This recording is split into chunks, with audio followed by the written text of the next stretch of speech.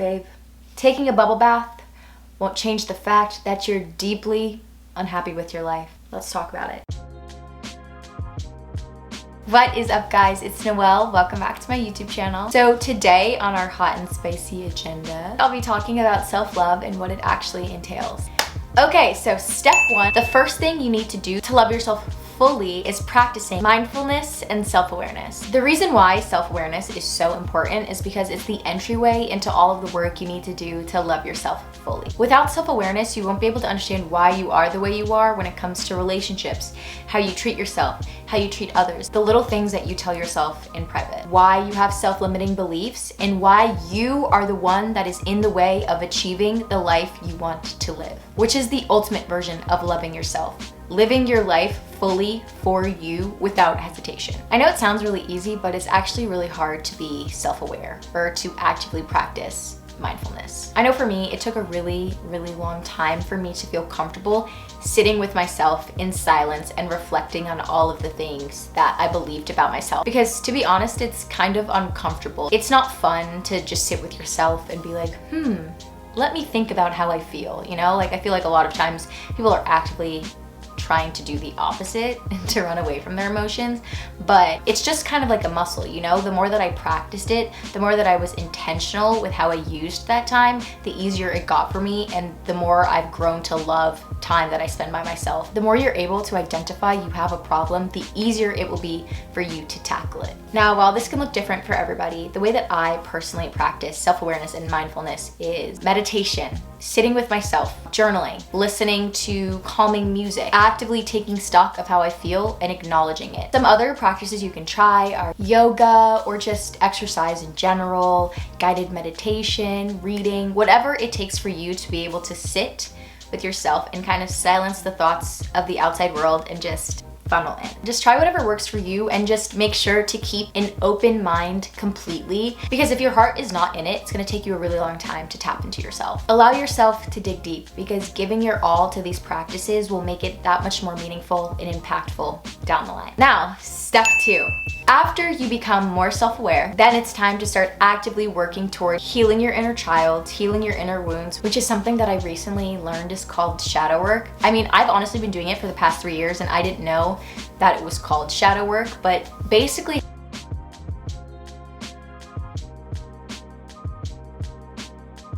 it can really have a negative impact on our lives if we don't get it in check. So the way that I do my shadow work and how people have explained shadow work is done is to be completely, entirely open, heart, mind, soul, body, to exploring what your shadow self is. You have to identify the shadow beliefs you have within yourself. These can be subconscious ideas of jealousy, guilt, anger, rage, self-hatred, believing you're not worthy of being loved, believing you're not beautiful enough. You need to investigate why you feel these ways. When these shadow beliefs and ideas come up in you, oh my god, I did the same thing again.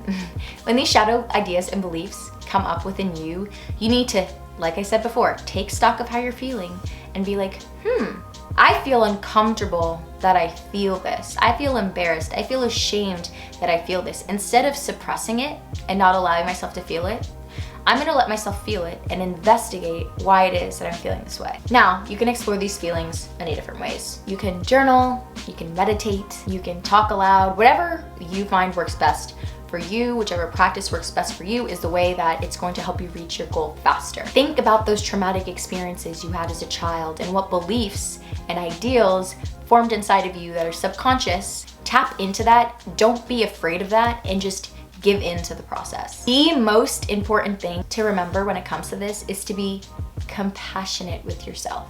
Know that through doing this, it might bring up some uncomfortable, painful, sad feelings inside of you, maybe feelings of grief, feelings of remorse, and to remember that it's okay and you need to allow it and embrace it, because the more that you deny yourself from uncovering those things deep inside of you, the harder it will be for you to be okay with who you fully are as a whole entire person. You don't just need to uncover the darkness, you need to allow it, accept it, and embrace it. Because the only way that you can really do shadow work is to fully accept and love yourself for all that you are, even the ugly parts, you know? That's how you fully show your self-love. You love all of the aspects of yourself, the ones that are great and that you would post on the front page of a newspaper, and the things that you're a little ashamed of. Accept it, love it, show compassion, and you will grow. Okay, on to part 3. The next part of being able to love yourself and your life completely is cutting off all toxicity in your life. You can't love yourself if you're keeping people and things around that don't love you. And that's the real tea. I have a video about being toxic. I'll like put it somewhere up here, but toxicity needs to go if you want your life to blossom. Imagine trying to plant a plant in the grass, but there's like poison.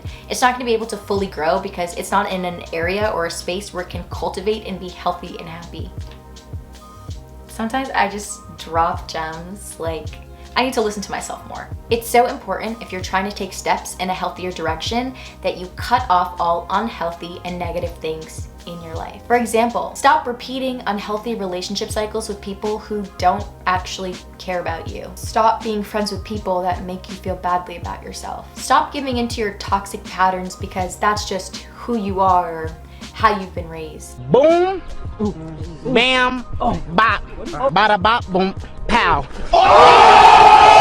Do the work. Your future self will thank you for it. Step 4. Show yourself grace. Forgive yourself for things you've done in the past. Show compassion to yourself. Know when to rest. Know when it's time to stop overworking yourself and give in. This is where the bath, the relaxation, the meal with a friend, the shopping spree comes in, you know, because we need to allow ourselves to be human. And sometimes when we're feeling the most human, we want to indulge in life, okay? Sometimes we work ourselves way too hard. Listen, it's important for us to devote ourselves to bettering ourselves, but it's also important to give into life's most beautiful things, you know?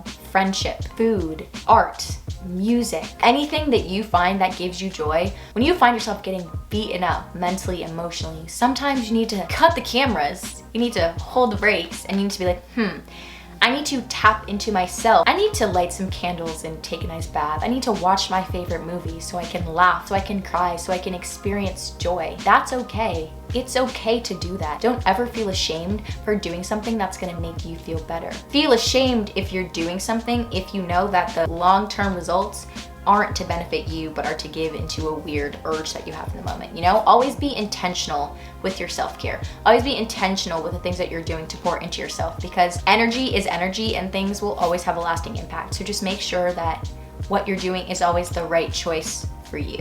And lastly, step number 5, devote yourself to yourself. Show yourself love and dedication. Pursue your passions and interests without hesitation. Become your own biggest cheerleader. Devote yourself daily to making yourself a better version than the you that came before, like yesterday or a week ago or a month ago or last year. Go after the things in life that excite you the most. This is self-love. All of this. Trying to make yourself a better and more well-rounded version of you. You are in complete control of your life. Even though it doesn't feel like it, you are. The way that I felt about myself when I was 15, 16, 17 has radically changed because I've devoted myself to happiness, to bettering myself, to living the life I want to live. Our words, our actions, our intentions are so powerful. And once you realize that you are completely in control of how your life goes, despite your outside circumstances, because we all have them, you will feel such agency, such power, such passion for your life that your life will just change before your eyes. And that is the video for today. I hope that this was helpful. I hope that you learned something. I hope that now you see how important it is to actually focus and devote yourself on bettering yourself every single day, because like energy attracts like energy.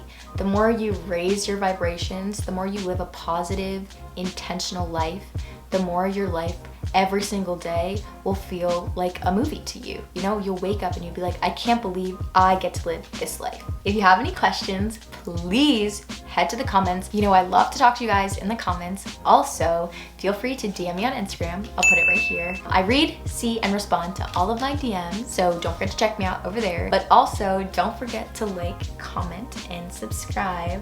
And I can't wait to see you guys in the next one. Bye!